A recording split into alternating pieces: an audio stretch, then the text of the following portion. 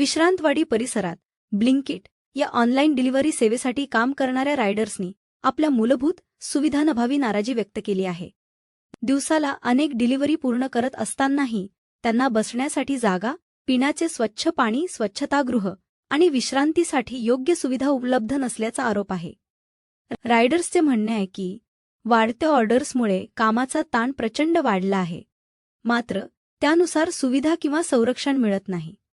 उन्हात, पावसात सतत रस्त्यावर राहून काम करणाऱ्या या रायडर्सना कोणतीही सुरक्षितता किंवा आरोग्यविषयक सुविधा दिली जात नसल्याची तक्रार त्यांनी केली.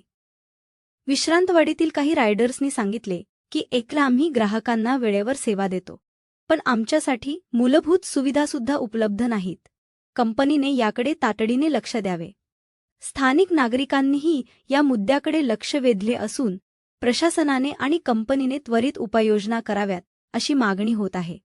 एकूणच ऑनलाईन डिलिव्हरीचा कणा असलेल्या रायडर्सच्या समस्यांकडे दुर्लक्ष होत असल्याने येत्या काळात हा मुद्दा अधिक गंभीर होण्याची शक्यता व्यक्त केली जात आहे.